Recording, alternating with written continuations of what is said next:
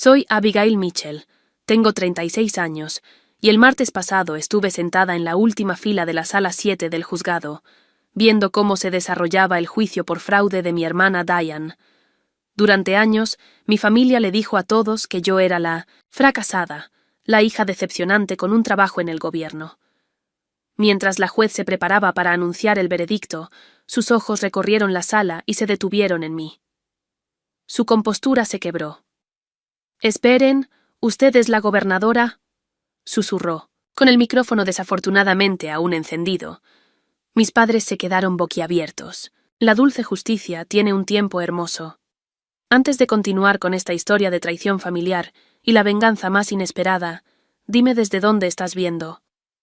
Dale like y suscríbete si alguna vez te han subestimado las personas que más debían creer en ti. Crecer en Lakeside, Maine, significaba que constantemente me recordaban que se esperaba la excelencia, no que se celebrara. Mi padre, Richard Mitchell, era el cirujano jefe en Lakeside Memorial, y mi madre, Margaret, ocupaba un prestigioso puesto como profesora titular de literatura en la Universidad Northeastern. Nuestro apellido tenía peso en nuestra comunidad. Los Mitchell eran conocidos por su inteligencia, logros y posición social. Luego estaba yo, y estaba Diane. Diane llegó cuando yo tenía 3 años. Desde el principio parecía estar diseñada para complacer a nuestros padres de maneras en las que yo nunca pude.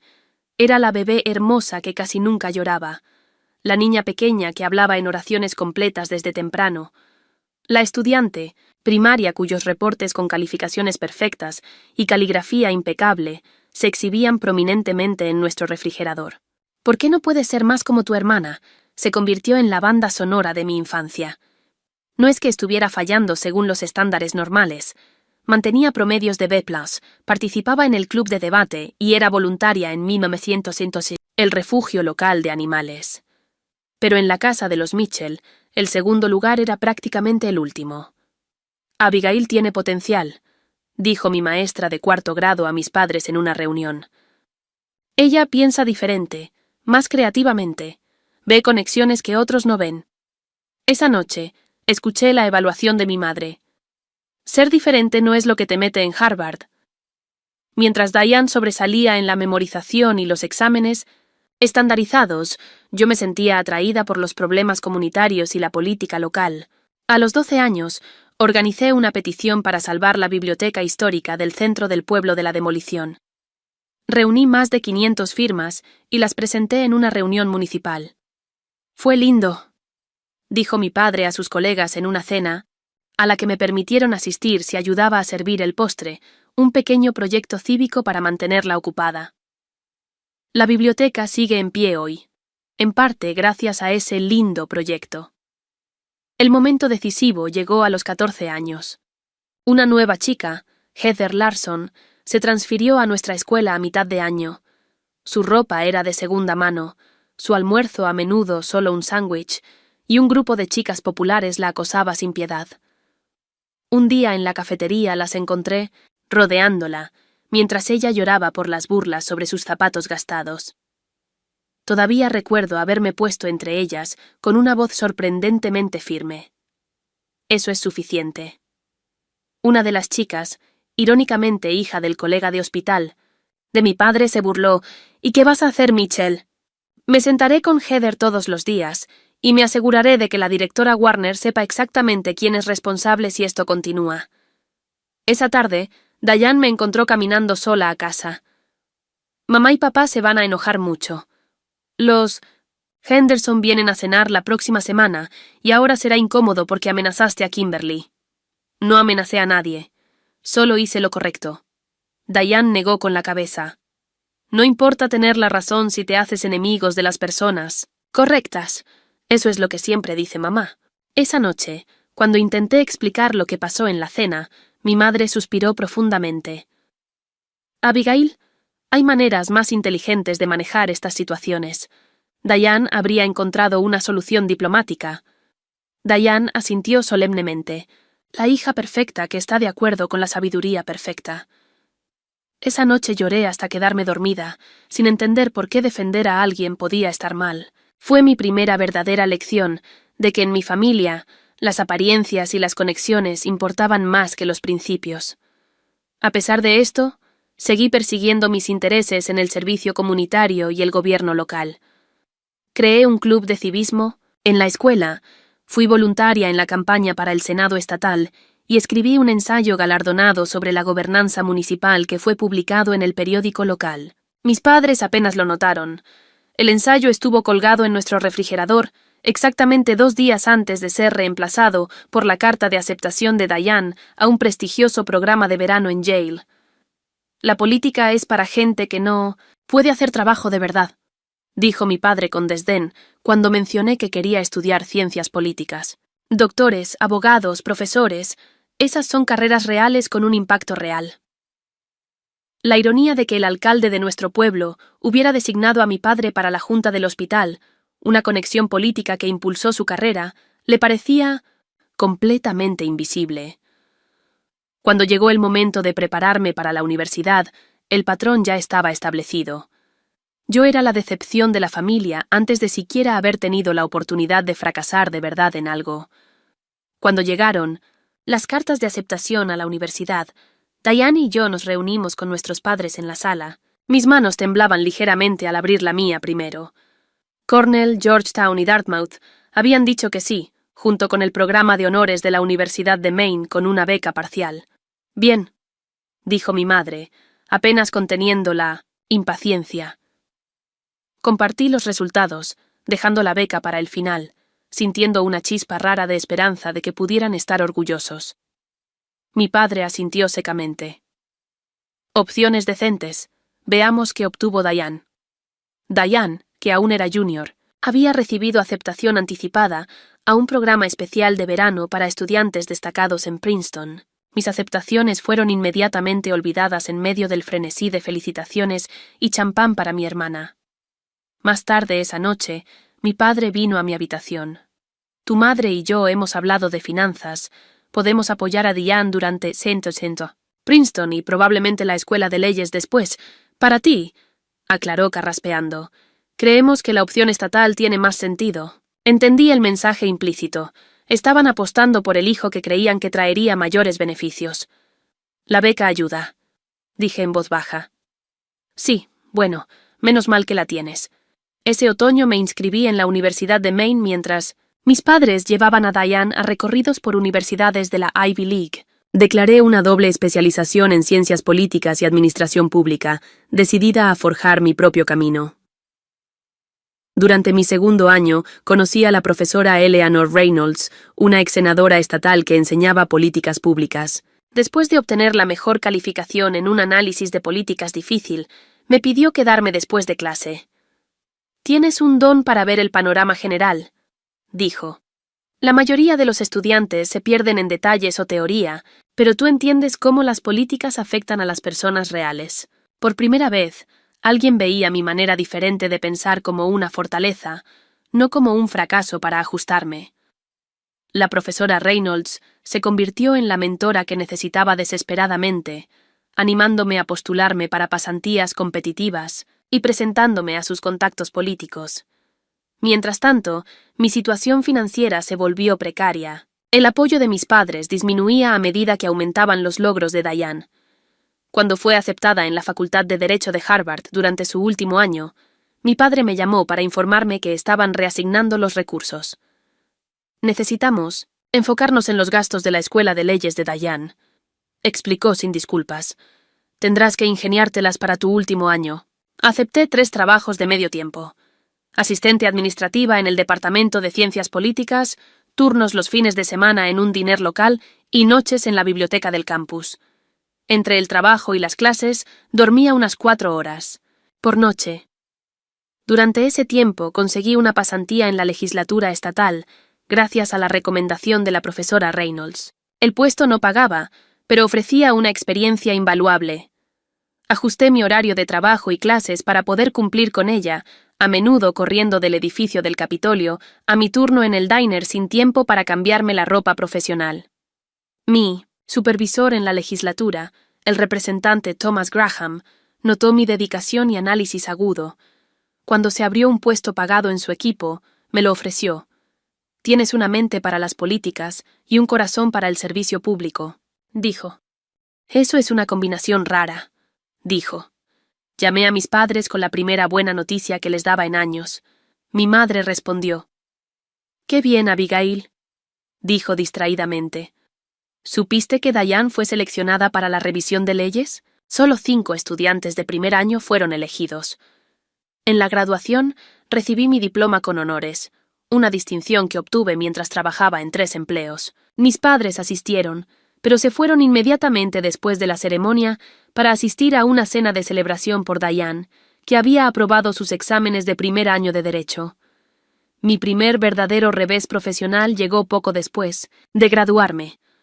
Animada por mis mentores, me postulé para el Consejo Municipal de Augusta. Hice campaña incansablemente, yendo de puerta en puerta después del trabajo, desarrollando propuestas políticas detalladas y participando en foros comunitarios. Perdí por 127 votos. Cuando llamé a casa para dar la noticia, mi padre no ocultó su satisfacción. Por eso queríamos que buscaras algo más sustancial. La política es una apuesta. Ese día de Acción de Gracias, mientras nos reuníamos alrededor de la mesa en la casa de mis padres, mi madre preguntó a Diane sobre sus clases y perspectivas para la pasantía. Cuando la conversación, con reluctancia, se dirigió hacia mí, mi padre levantó las cejas. ¿Aún te estás recuperando de tu campaña fallida? ¿Algún plan para empezar una carrera de verdad? Expliqué que estaba trabajando como analista de políticas para una organización sin fines de lucro enfocada en la reforma educativa. Así que una glorificada investigadora, dijo mi padre con un gesto despectivo. Al menos Diane pronto. Tendrá un título importante después de su nombre. Mientras servían el postre, mi madre se volvió hacia amigos de la familia que también estaban en la mesa. Siempre supimos que Diane sobresaldría. En cuanto a Abigail, suspiró dramáticamente. Seguimos esperando que encuentre su camino. Miré mi pastel de calabaza intacto, sintiéndome invisible en la mesa de mi propia familia. Esa noche tomé una decisión que cambiaría todo. Tendría éxito a mi manera, y ya no buscaría su aprobación ni compartiría mis logros con ellos. Ellos habían escrito mi historia como un fracaso. Yo escribiría un final diferente, aunque ellos nunca lo leyeran. La alcaldesa de Augusta, Rebecca Turner, me llamó personalmente después de revisar mis propuestas políticas de la campaña para el Consejo Municipal. «Perdiste la elección, pero impresionaste a mucha gente», dijo. «Necesito un jefe de gabinete que entienda tanto de políticas como de personas. ¿Estás interesada?» A los 24 años me convertí en la jefa de gabinete más joven en la historia de la ciudad. No es que mi familia lo supiera. Nuestras conversaciones se habían reducido a llamadas obligatorias en fiestas y eventos familiares ocasionales, donde los logros de Diane seguían siendo el centro de atención. Como mano derecha de la alcaldesa Turner, descubrí mi talento para construir coaliciones y resolver problemas pragmáticamente. Cuando un desarrollo propuesto amenazó un barrio histórico, facilité reuniones entre desarrolladores, preservacionistas y residentes para crear un compromiso que revitalizó el área mientras conservaba su carácter. El proyecto de revitalización de Augusta ganó un premio nacional por planificación urbana innovadora. En la ceremonia, la alcaldesa Turner insistió en que la acompañara al escenario. Esto no habría sucedido sin la visión y tenacidad de Abigail Mitchell, dijo al público. Recuerden su nombre. Lo seguirán escuchando durante años. Un reportero local cubrió la historia, pero mis padres nunca mencionaron haberla visto. Estaban ocupados asistiendo a la graduación de la Escuela de Leyes de Diane ese fin de semana. Durante este tiempo conocí a James Cooper, un ingeniero arquitectónico que trabajó en el proyecto de revitalización. A diferencia de mi familia, James me vio. Realmente me vio desde el principio. «Tienes una habilidad extraordinaria para hacer que todos se sientan escuchados», me dijo en nuestra tercera cita. «¿Sabes lo raro que es eso en la política?» Después de un año con la alcaldesa Turner, líderes del partido estatal me propusieron postularme para representante estatal. El titular se retiraba y creían que podía ganar el puesto. Con el apoyo de James y el respaldo de la alcaldesa Turner, lancé mi campaña. Esta vez gané con un margen cómodo de 1.842 votos. Cuando llamé a mis padres con la noticia, la respuesta de mi madre fue tibia. «Qué bien, querida. ¿Supiste que Diane fue contratada por Callahan y Frost? Es una de las firmas de abogados corporativos más importantes de Boston». Mi padre agregó: «Representante estatal es algo pintoresco. Supongo que es algo para hacer hasta que encuentres una carrera más seria». Mientras tanto, el ascenso de Diane en el derecho corporativo continuaba sin pausa. Representaba a clientes adinerados y corporaciones en casos de alto perfil, ganando un salario sustancial y comprando un condominio de lujo en el exclusivo barrio Beacon Hill de Boston. En las reuniones familiares, mis padres compartían orgullosos las novedades sobre nuestra hija abogada, mientras evitaban mencionar mi trabajo con cortesía. Si se le preguntaba directamente, mi madre decía: «Abigail hace algo en el gobierno, como si estuviera archivando papeles en un sótano en algún lugar». En la legislatura estatal construí una reputación como una legisladora eficaz capaz de trabajar entre partidos. Patrocine proyectos de ley sobre financiamiento educativo, protección ambiental y transparencia gubernamental que lograron apoyo bipartidista. Durante mi segundo mandato, me nombraron presidenta del Comité de Presupuesto, un cargo poderoso que rara vez se asigna a alguien tan joven. Trabajé jornadas de 18 horas durante la temporada presupuestaria, revisando meticulosamente los gastos y encontrando soluciones innovadoras para cubrir déficits financieros. El gobernador elogió el trabajo de nuestro comité como el proceso presupuestario más transparente y equilibrado en una década. El presupuesto resultante fue aprobado con un apoyo sin precedentes y protegió servicios vitales sin aumentar impuestos. Cuando el vicepresidente Marcus Reed me vio en acción durante las negociaciones presupuestarias, se fijó en mí.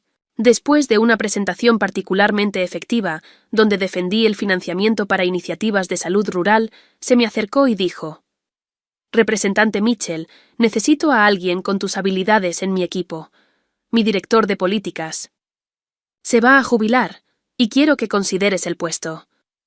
El cargo me colocaría en el centro del gobierno estatal, con una influencia significativa sobre la agenda política de la administración. Significaba renunciar a mi puesto electo, pero la oportunidad de generar cambios a mayor escala era muy atractiva.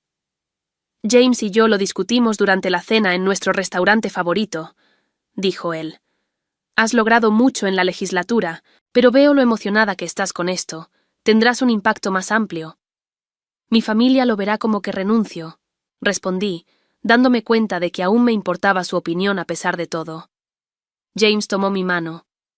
«Cuando dejamos de medir tu éxito por sus estándares, ya los habías superado hace mucho». Acepté la oferta del vicepresidente y durante los siguientes 2 años moldeé políticas en educación, salud, infraestructura y desarrollo económico. Deliberadamente mantuve un perfil público bajo, enfocándome en resultados más que en reconocimiento.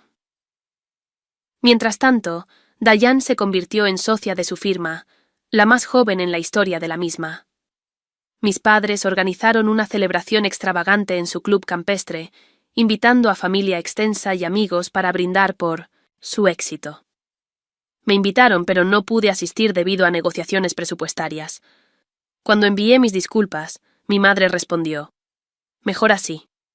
Los colegas de Diane podrían encontrar tu trabajo en el gobierno pintoresco». Lo que ellos no sabían, y que yo nunca les conté, era que me había convertido en una de las figuras más influyentes del gobierno estatal, con acceso directo al gobernador y responsabilidad sobre políticas que afectaban a millones de ciudadanos, y pronto sucederían eventos que cambiarían todo. El vicepresidente Reed y yo estábamos revisando propuestas de financiamiento educativo cuando su asistente irrumpió en la sala. «Señor, debe encender las noticias». Alertas de última hora mostraban inundaciones catastróficas en la parte occidental de nuestro estado. 3 represas habían colapsado tras lluvias sin precedentes, y comunidades enteras estaban bajo el agua. El número de muertos aumentaba. El gobernador Harrison estaba en el extranjero en una misión comercial, por lo que Reed asumió como gobernador interino. Me miró con el rostro serio. «Abby, necesito que coordines nuestra respuesta de emergencia. Conoces las agencias, los recursos, la gente». Durante las siguientes 72 horas apenas dormí, orquestando operaciones de rescate, refugios de emergencia y despliegue de recursos. Trabajé directamente con FEMA, la Guardia Nacional y funcionarios locales, estableciendo un centro de mando en la capital. Cuando las comunicaciones fallaron en las áreas más afectadas, convencí a una gran empresa de telecomunicaciones para que desplegara equipo de emergencia. Cuando se cortaron las rutas de evacuación, encontré propietarios de helicópteros dispuestos a ofrecer sus aeronaves y pilotos. Al tercer día, el vicepresidente Reid me acompañó en una conferencia de prensa para informar al público, exhaustas pero concentradas. Presenté información detallada sobre los esfuerzos de rescate, los recursos disponibles y los pasos siguientes. Después, Reid me apartó a un lado. «Has hecho un trabajo extraordinario, Abby. La gente se está dando cuenta. No comprendí cuán...». Cierto era eso hasta una semana después, cuando las encuestas mostraron que la aprobación pública de la gestión de Reid durante la crisis alcanzaba el 78%. Números sin precedentes. Aunque me mantuve mayormente detrás de escena, en los círculos gubernamentales se sabía quién había orquestado la respuesta efectiva. 6 meses después, mientras aún gestionábamos los esfuerzos de recuperación, el vicepresidente Reid colapsó durante un evento público. El diagnóstico fue un infarto masivo. Aunque sobrevivió, sus médicos le aconsejaron no volver a los estragos del cargo. En el interín, me convertí en la vicegobernadora de facto, asumiendo las responsabilidades de Reid mientras mantenía mi rol de directora de políticas. El gobernador, Harrison, reconociendo mis capacidades, cada vez confiaba más en mí para decisiones críticas. Cuando Reid renunció oficialmente 3 meses después, muchos esperaban que el gobernador me nombrara como su reemplazo. En cambio, eligió a un donante de larga data del partido, una decisión que decepcionó a muchos en el gobierno que habían visto mi trabajo de primera mano. El gobernador me apartó tras el anuncio. «Esto no es un reflejo de ti, Abby, es política. Pero tu momento llegará». Tenía razón, aunque no de la manera que ninguno esperaba. 6 meses antes de la siguiente elección, el gobernador Harrison anunció que no buscaría un nuevo mandato, dejando la carrera totalmente abierta. Los líderes del partido me propusieron postularme. «Tienes la experiencia, el historial, y la gente confía en ti después de la respuesta a las inundaciones», dijo el presidente del partido. «Eres nuestra candidata más fuerte». La primaria sería un desafío. Enfrentaría a la vicegobernadora designada y a 2 senadores estatales veteranos. Todos tenían más reconocimiento de nombre y conexiones para recaudar fondos que yo. Cuando se lo conté a James, el primero consideraba postularse. No dudó. «Serías una gobernadora excepcional. La pregunta es si tú quieres». ¿Lo quería? El cargo me expondría públicamente de una manera que había evitado. Mi enfoque metódico, y detrás de escenas, sería desafiado por el teatro político de una campaña gubernamental, pero la oportunidad de liderar e implementar las políticas en las que creía era irresistible. Entré en la carrera discretamente, con un pequeño anuncio en un centro comunitario en Westbrook, la ciudad devastada por las inundaciones donde pasé semanas coordinando los esfuerzos de recuperación. Mi campaña se centró en la sustancia sobre el espectáculo. Mientras mis oponentes organizaban eventos fastuosos, yo promovía foros de políticas. Mientras ellos lanzaban anuncios negativos, yo publicaba propuestas detalladas sobre desarrollo económico, reforma educativa y preparación ante desastres. Invité a mi familia al lanzamiento de campaña. No vinieron. Mi madre llamó al día siguiente. «Vimos que te postulas para gobernadora», dijo, con un tono que sugería que había anunciado unirse a un circo. «¿No es eso ambicioso? Diane acaba de ganar un acuerdo millonario para su cliente corporativo. La primaria fue más reñida de lo esperado. Gané por apenas 4.327 votos, lo que preparó una elección general contra un incumbente bien financiado del partido opositor. Durante toda la campaña, mi familia permaneció notablemente ausente. No donaron, no hicieron voluntariado, no asistieron. A eventos ni siquiera pusieron un cartel en el jardín de su casa. Cuando un reportero local preguntó por el apoyo familiar, respondí con facilidad ensayada. «Estoy enfocada en ganar el apoyo de todas las familias de nuestro estado». Llegó la noche electoral con encuestas mostrando un empate técnico. James y yo observábamos los resultados con mi equipo de campaña, mientras los condados reportaban. Alrededor de la medianoche, mi oponente llamó para conceder. Había ganado por apenas 2 puntos porcentuales. Como gobernadora electa, tomé una decisión deliberada sobre mi imagen pública. A diferencia de muchos políticos que buscan la máxima visibilidad, mantuve un perfil bajo, enfocándome en el trabajo más que en la promoción personal. Mi retrato oficial fue profesional, pero sobria, y limité mis apariciones televisivas a comunicaciones esenciales. Este enfoque recibió críticas de consultores políticos, pero estaba alineado con mi filosofía de gobierno. Sustancia sobre espectáculo, resultados sobre reconocimiento. Mi inauguración fue asistida por miles de ciudadanos, antiguos colegas y figuras políticas. Mis padres enviaron una tarjeta genérica de felicitación con un set de bolígrafos de tienda de regalos. Diane ni siquiera los reconoció. Mientras tomaba el juramento, miré a la multitud y reconocí a James, la profesora Reynolds, la alcaldesa Turner y otros que habían creído en mí cuando mi propia familia no lo había hecho. Su presencia significó más que la ausencia de mis padres. Durante mi primer año como gobernadora, supe que la firma de abogados de Diane estaba bajo investigación federal por presuntamente ayudar a clientes a ocultar activos y evadir regulaciones. La investigación aún no era pública, pero como gobernadora recibí informes sobre acciones federales significativas en nuestro estado. Guardé esta información en confidencialidad, incluso con James, atada por mi juramento de cargo. Pero observé, con creciente preocupación, cómo la investigación se expandía hasta convertirse en conocimiento público. Cuando los fiscales federales anunciaron acusaciones contra la firma y varios de sus abogados, incluida Diane, estaba en medio de negociaciones presupuestarias. Mi jefe de gabinete, Nathan Parker, me entregó la noticia en privado. Gobernadora, pensé que debería saberlo de inmediato. Su hermana, Diane Mitchell, está entre los acusados. Sentí que la habitación daba vueltas. Cargos de conspiración para cometer fraude, manipulación de evidencia y obstrucción a la justicia. Era grave. Gracias, Nathan. Necesito 10 minutos. Sola en mi oficina me concedí exactamente 3 minutos para procesar las implicaciones personales antes de volver a mis responsabilidades como gobernadora. No podía interferir en un caso federal ni debía hacerlo. La justicia debía aplicarse por igual, sin importar las conexiones. Esa noche mi madre llamó por primera vez en meses. «Abigail, tienes que hacer algo con esta cacería contra Diane», exigió sin preámbulos. «Usa tu posición. Llama a alguien». «Mamá, es una investigación federal. No tengo jurisdicción.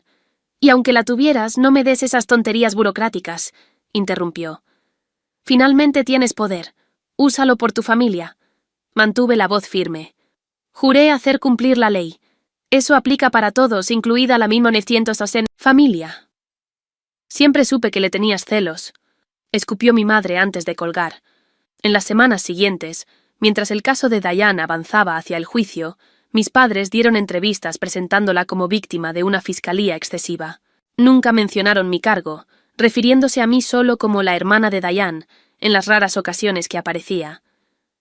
Mantuve una estricta separación del caso, instruyendo a mi equipo para que no recibiera actualizaciones especiales más. Allá de lo que cualquier gobernadora recibiría sobre un caso federal importante en su estado. Y entonces llegó el juicio, y el día que cambiaría todo entre mi familia y yo. El Tribunal Federal en Portland bullía de actividad en el primer día, de Estados Unidos contra Mitchell. Camiones de noticias alineaban la calle y reporteros se agrupaban en la entrada esperando ver a los acusados. Desde mi oficina en la capital estatal, observaba la cobertura con una extraña distancia. Mi hermana, la hija dorada, la historia de 1900 y éxito familiar, caminaba hacia la corte rodeada por un equipo de abogados defensores caros que la protegían como un escudo. Mis padres la flanqueaban, la mano de mi padre en su espalda en un gesto de apoyo que no recordaba haber recibido nunca. Mi madre fulminaba con la mirada a las cámaras, su expresión desafiando a cualquiera a presumir la culpa de su hija. Tomé una decisión que sorprendió a mi equipo. Asistiría a partes del juicio, no como gobernadora, sino como Abigail Mitchell. Ciudadana privada. ¿Estás segura de que es prudente? Preguntó Nathan cuando se lo dije. No me preocupan las apariencias, respondí. Necesito verlo por mí misma. Arreglé sentarme en silencio al fondo de la sala del tribunal, vestida de manera conservadora, sin las habituales insignias del cargo, sin escoltas, sin trato especial. La mayoría de las personas me conocían por retratos oficiales o conferencias de prensa ocasionales, pero en persona, sin contexto, yo era solo una observadora más. La evidencia presentada por los fiscales federales era contundente. Correos electrónicos, registros financieros y testimonios de antiguos colegas dibujaban un panorama de fraude sistemático. Se acusaba a Diane de haber ayudado a clientes a ocultar bienes durante procesos de divorcio, proteger dinero de las autoridades fiscales y esconder pruebas de irregularidades corporativas. Durante un receso el tercer día, me crucé con mis padres en el pasillo del juzgado. Mi madre fue la primera en notarme. Sus ojos se abrieron sorprendidos antes de estrecharse con desconfianza. «Así que has venido a presumir», dijo en voz baja pero aguda. «Estoy aquí para entender lo que pasó», respondí con calma. Mi padre dio un paso adelante. «Lo que pasa es que tu hermana está siendo perseguida por hacer su trabajo, pero eso no lo entenderías, ¿verdad? Jugando a la política en tu pequeña oficina mientras Diane estaba en el mundo real, ganando dinero real, teniendo impacto real», absorbía sus palabras notando la ironía de su juicio. Como gobernadora, supervisaba un presupuesto de 9.000 millones de dólares y políticas que afectaban a millones de ciudadanos, mientras Diane aparentemente ayudaba a clientes adinerados a violar la ley.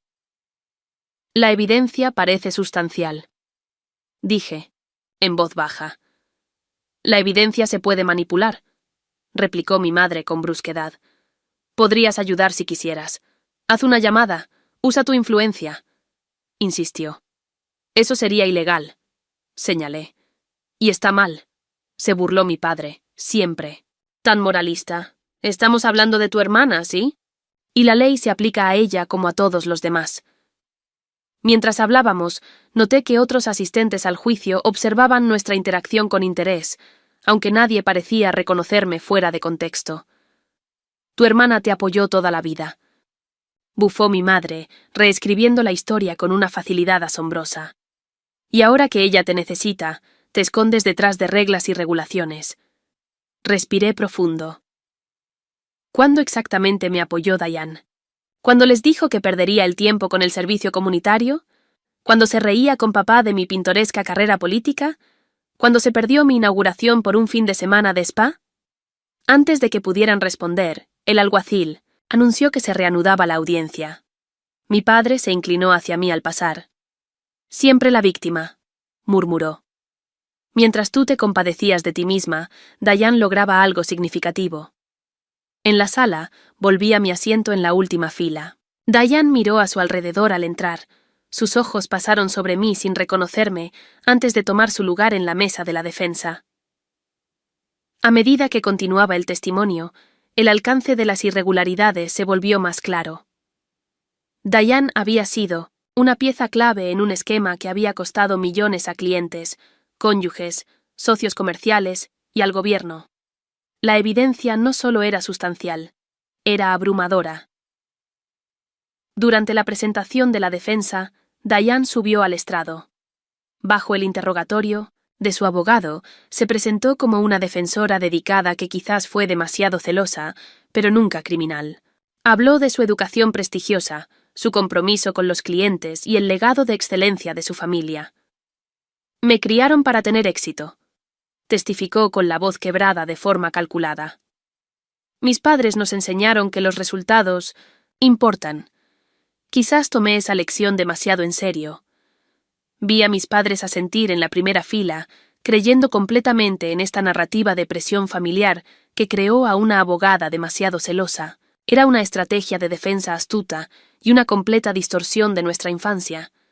La presión siempre había recaído sobre mí, no sobre Diane. Ella había sido alabada y celebrada, mientras yo era criticada y desestimada. En el contrainterrogatorio, el fiscal desmanteló metódicamente la defensa de Diane. Presentó correo tras correo, mostrando que ella sabía exactamente lo que hacía. En un intercambio particularmente dañino, Diane había escrito a un colega: «El cliente necesita que este dinero desaparezca antes de que los abogados de la esposa lo encuentren. La ruta offshore habitual debería funcionar». Al último día del juicio, la confianza de Diane se había erosionado visiblemente. Mis padres lucían agotados y preocupados. Yo seguía sentada en silencio en la última fila, observando las dinámicas familiares en las que había estado atrapada toda mi vida. Durante un receso para almorzar, escuché a mi madre hablando con una amiga de la familia en el pasillo. «Es tan injusto», se lamentaba. «Diane ha hecho todo bien durante toda su vida. Mientras tanto, su hermana está en algún lugar, empujando papeles en una oficina gubernamental, completamente inútil para nosotros en esta situación». Me alejé antes de que pudiera verme y regresé a la sala para los alegatos finales. El jurado deliberó solo 6 horas antes de llegar a un veredicto. Cuando volvieron a entrar, observé el rostro de Diane. Por primera vez en su vida, parecía realmente asustada. En el cargo de conspiración para cometer fraude, ¿cómo la encuentran? Gobernadora. Culpable. En el cargo de manipulación. De evidencia. ¿Cómo la encuentran? Culpable. En el cargo de obstrucción a la justicia. ¿Cómo la encuentran? Culpable. Mi madre exhaló con fuerza. Los hombros de mi padre se desplomaron. Diane permaneció completamente inmóvil, como si moverse pudiera quebrarla por completo. La juez anunció que la sentencia sería en 3 semanas y levantó la sesión. Mientras la gente comenzaba a salir, yo me quedé sentada, procesando el momento. Mi hermana, la hija dorada, la favorita, la historia de éxito, ahora era una condenada enfrentando años en prisión. No sentí satisfacción, solo una tristeza profunda por todos nosotros, por la familia que podríamos haber sido si el amor no hubiera estado condicionado al logro, si el apoyo no hubiera estado reservado solo para un hijo. Cuando la sala se vació, finalmente me levanté para irme, y fue entonces cuando todo cambió. La audiencia de sentencia comenzó puntualmente a las 9:00 am, 3 semanas después. Llegué temprano, tomando mi asiento habitual en la última fila. La sala estaba aún más llena que durante el juicio, llena de reporteros, observadores legales y ciudadanos curiosos. Mis padres entraron con Diane, los 3 vestidos con colores sobrios. La apariencia normalmente perfecta de Diane mostraba signos de tensión, su rostro pálido, sus movimientos rígidos. Se sentaron en la primera fila sin mirar a su alrededor. Mientras esperábamos que comenzara la sesión, escuché a mis padres susurrar. «Este juez debería mostrar clemencia», murmuró mi padre. «Diane merece consideración por su posición en la comunidad». Mi madre asintió. A diferencia de algunas personas en esta familia, Diane sí ha contribuido a la sociedad. Sentí la punzada familiar de su menosprecio, maravillándome de cómo, incluso ahora, mantenían la ficción de la superioridad de Diane. La juez Evelyn Montgomery entró y el alguacil llamó al orden. Era conocida por sus sentencias justas pero firmes, tras 15 años en la Judicatura Federal y una distinguida carrera como fiscal. «Antes de proceder con la sentencia en el caso Estados Unidos contra Mitchell», comenzó la juez Montgomery, «quiero abordar algunos asuntos planteados en el informe presentencia y las declaraciones de carácter». Miró directamente a Diane. «Señorita Mitchell, su equipo de defensa ha enfatizado su posición en la comunidad y su historial familiar como factores atenuantes. Señalan su educación prestigiosa y sus logros profesionales». La juez hizo una pausa revisando documentos frente a ella. Sin embargo, la naturaleza de los crímenes cometidos sugiere la creencia de que usted estaba, de alguna manera, por encima de la ley, que las normas que aplican a otros no le aplicaban a usted. Diane se movió incómoda en su asiento. La evidencia presentada en el juicio mostró no un lapsus momentáneo, sino un patrón sostenido de conducta deliberada que dañó a múltiples partes y socavó el sistema de justicia mismo. Mis padres intercambiaron miradas preocupadas. La juez Montgomery continuó revisando detalles del caso y las pautas de sentencia. Mientras hablaba, su mirada ocasionalmente barría la sala. un hábito que muchos jueces desarrollan para mantener conciencia de su entorno. Durante uno de esos barridos, sus ojos pasaron sobre mí, y luego regresaron de golpe con un reconocimiento repentino. Su compostura, la neutralidad practicada de una jueza experimentada, flaqueó visiblemente. ¿Es ella?, comenzó antes de corregirse, pero el micrófono captó claramente sus siguientes palabras. «Espera, ¿usted es la gobernadora? La P.?» Sala, antes silenciosa y respetuosa, estalló en murmullos. Las cabezas se giraron, la gente estiró el cuello para ver quién había causado esa reacción inusual en la juez. Mis padres se volvieron rápidamente, sus expresiones transformándose, de confusión a shock, al verme en la última fila. Diane se levantó medio de su asiento, formando una perfecta O de sorpresa con la boca. Por un momento nadie se movió. Entonces la juez Montgomery golpeó su mazo para restablecer el orden. «Mis disculpas por la interrupción», dijo recuperando su compostura profesional. «Continuemos con la sentencia». Pero el daño ya estaba hecho. Los reporteros ya tecleaban furiosamente en sus teléfonos. El personal del tribunal susurraba detrás de sus manos. Todos estaban conectando los puntos entre la abogada condenada y la máxima autoridad ejecutiva del Estado. Mis padres me miraban con expresiones que no podía descifrar por completo. Sin duda había sorpresa, pero también algo parecido a una comprensión que comenzaba a surgir. Quizás por primera vez me veían con claridad, entendiendo que mientras ellos habían menospreciado mi carrera como insignificante, yo había ascendido a una posición de verdadero poder y responsabilidad. La juez Montgomery continuó con la sentencia, su voz firme una vez más. Diane Mitchell, por los delitos de conspiración para cometer fraude, manipulación de evidencia y obstrucción a 1800. La justicia. Este tribunal la sentencia a 68 meses en prisión federal, seguidos de 3 años de libertad supervisada. También se le ordena pagar una restitución de $2.4 millones a las víctimas de sus crímenes. Mi hermana apenas pareció asimilar la sentencia, todavía mirándome con una expresión de incredulidad. La juez prosiguió. Se presentará a las autoridades federales dentro de 2 semanas para comenzar a cumplir su condena. Con un último golpe de su mazo, la audiencia concluyó. Mientras la gente comenzaba a salir, los reporteros se me acercaron gritando preguntas. «Gobernadora Mitchell, ¿sabía de los crímenes de su hermana? ¿Por qué no reconoció públicamente su relación con la acusada? ¿Emitirá un indulto?» Me levanté con calma, asintiendo al alguacil que intentaba mantener el orden. «No haré comentarios en este momento», dije en voz baja, dirigiéndome a una salida lateral donde Nathan me esperaba, alertado de la situación. Antes de que pudiera salir, mi madre abrió paso entre la multitud, seguida de cerca por mi padre. «Todo este tiempo», dijo con la voz temblorosa, con una emoción compleja, «has sido gobernadora y no dijiste nada». «¿Habría importado?», pregunté simplemente. «¿Habría cambiado la forma en que me ven?». El rostro de mi padre se sonrojó. «Por supuesto que sí». «No», interrumpí con suavidad. «Habría cambiado la forma en que me tratan, no cómo me ven. Hay una diferencia. El personal de seguridad abría paso ahora, apartando a la gente con cuidado». «Necesitamos hablar de esto», insistió mi madre. «Sobre la sentencia de Diane.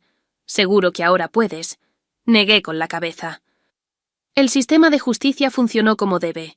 No voy a interferir con eso, ni siquiera por la familia». Al girar para irme, vi por última vez a Diane de pie sola junto a la mesa de la defensa, observándome con una expresión que nunca antes había visto en su rostro. Respeto. Afueras, las cámaras destellaban y los reporteros gritaban preguntas, pero avancé con paso firme hacia el vehículo estatal que esperaba, Nathan protegiéndome de lo peor del caos. «Bueno», dijo mientras nos acomodábamos en el asiento trasero, «supongo que el secreto está fuera de la bolsa con tu familia». Miré hacia el juzgado, donde mis padres ahora estaban rodeados por su propio enjambre de reporteros. «Sí», respondí en voz baja. «Supongo que sí. La revelación en la sala hizo titulares en todo el estado. Hermana de la gobernadora sentenciada en caso de fraude, secreto familiar, la conexión». De la gobernadora Mitchell con la abogada condenada. Drama familiar. Mitchell, la gobernadora y la condenada. Emití una breve declaración a través de mi oficina. La justicia se ha cumplido en un caso federal que involucra a mi hermana. He mantenido la separación apropiada de este asunto debido al evidente conflicto de intereses. No haré más comentarios sobre lo que es, en última instancia, un asunto familiar privado. El frenesí mediático duró aproximadamente una semana antes de que una negociación presupuestaria y una huelga de maestros captaran la atención pública. El ciclo de noticias siguió adelante, pero mi relación con mi familia había cambiado fundamentalmente. 3 días después de la sentencia, mi madre llamó. «Tenemos que hablar», dijo, su voz sin el habitual tono dominante. «¿Podemos ir? ¿A dónde vives ahora?»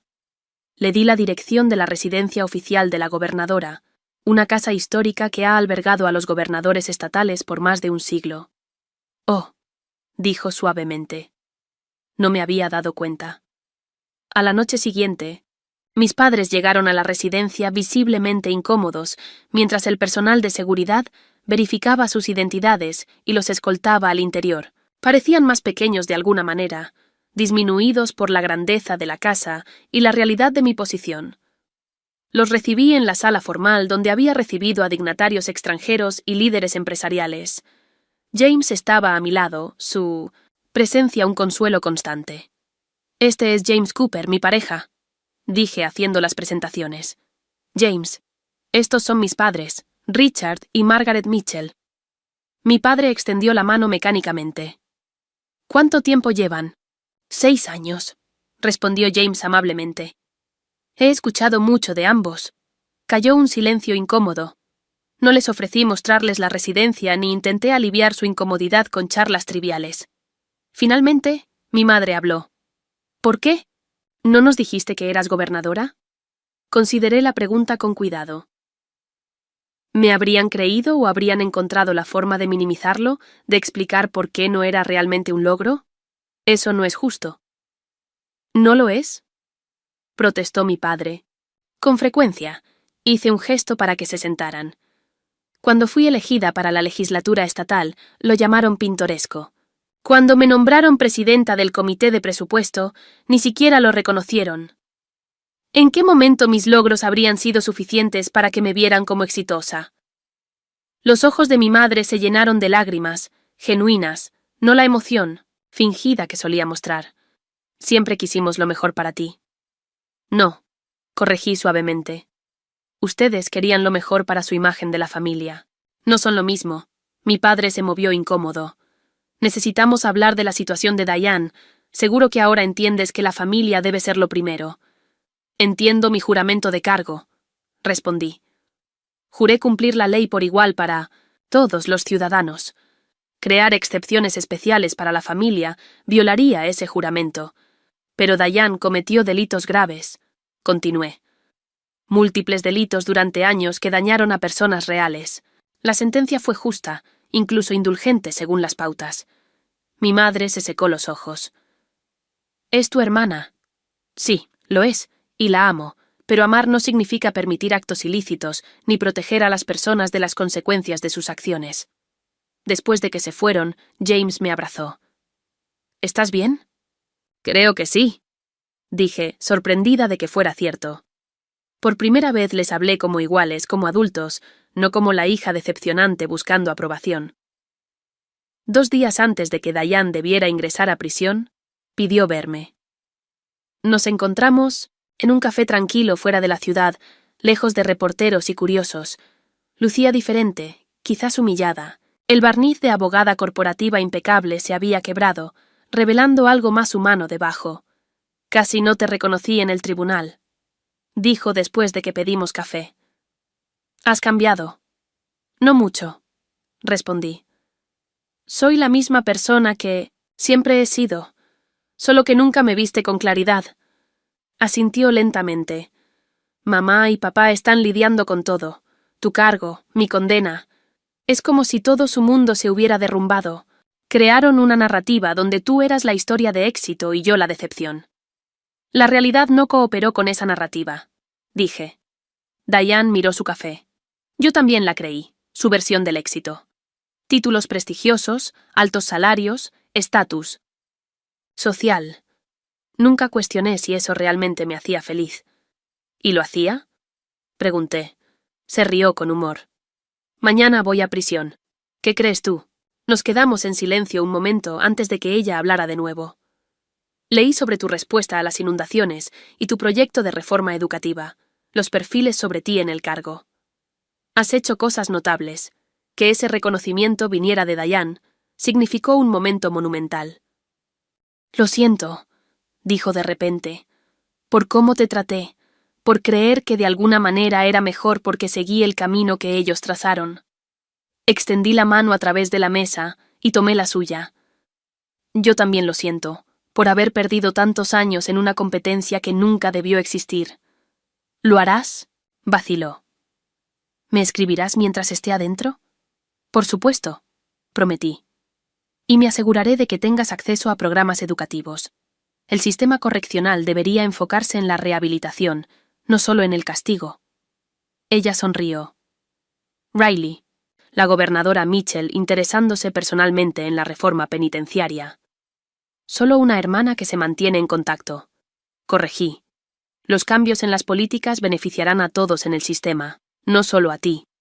Mientras manejaba, de regreso a la capital, sentí un peso que se levantaba, no completamente, pero sí más ligero. La aprobación que tanto había buscado ya no importaba. Había construido una vida con propósito e impacto, rodeada de personas que me valoraban por quien realmente era. En los meses siguientes, canalicé mis experiencias hacia reformas significativas. Mi administración implementó un programa integral de capacitación en ética para empleados estatales, fortaleció las protecciones para denunciantes y creó un grupo de trabajo para la prevención del crimen de cuello blanco. También inicié una revisión de los programas educativos en las cárceles del Estado, ampliando finalmente el acceso a cursos universitarios y formación vocacional para los internos. Cambios que ayudarían a Diane, sí, pero también a miles de otros que buscaban reconstruir sus vidas. Mis padres y yo establecimos una relación más cautelosa y honesta. Asistieron a mi segunda inauguración después de que gané la reelección con un margen cómodo. Su orgullo parecía genuino, aunque tardío. Durante una cena familiar, 6 meses después de mi segundo mandato, la primera reunión así en años, mi padre carraspeó incómodo. He estado pensando en lo que dijiste sobre medir el éxito con los estándares equivocados. Le levanté la vista, sorprendida. La respuesta a las inundaciones, continuó. Esas iniciativas educativas, las reformas éticas, esos son logros reales que ayudan a personas reales. Vaciló. Debí haberlo visto antes. Mi madre extendió la mano a través de la mesa para tomar la mía. Nos equivocamos, Abigail, en tantas cosas. No fue una sanación completa. Demasiada agua había pasado bajo el puente para eso, pero fue un comienzo. Más tarde esa noche, mientras James y yo caminábamos por el jardín de la residencia de la gobernadora, reflexioné sobre el camino recorrido. El éxito no es lo que pensé que era, le dije. No son títulos ni reconocimiento, ni siquiera la aprobación familiar. Es impacto, es saber que tu trabajo importa. Él sonrió. Lo descubriste mucho antes que ellos. Tuve ayuda, dije apretando su mano, de personas que me vieron con claridad desde el principio. Mientras termino de compartir esta historia con todos ustedes, me pregunto, ¿cómo definen el éxito en su propia vida? ¿Es a través de las expectativas de otros o de sus propios valores? ¿E impacto? Comenten abajo con sus pensamientos sobre qué significa para ustedes el verdadero éxito. Si esta historia les resonó, por favor denle like y suscríbanse para escuchar más historias sobre encontrar su propio camino a pesar de las expectativas ajenas. Y recuerden, a veces las personas que más te subestiman te están dando el mayor regalo, la libertad de sorprenderlas. Gracias por escuchar y les deseo el coraje para definir el éxito en sus propios términos.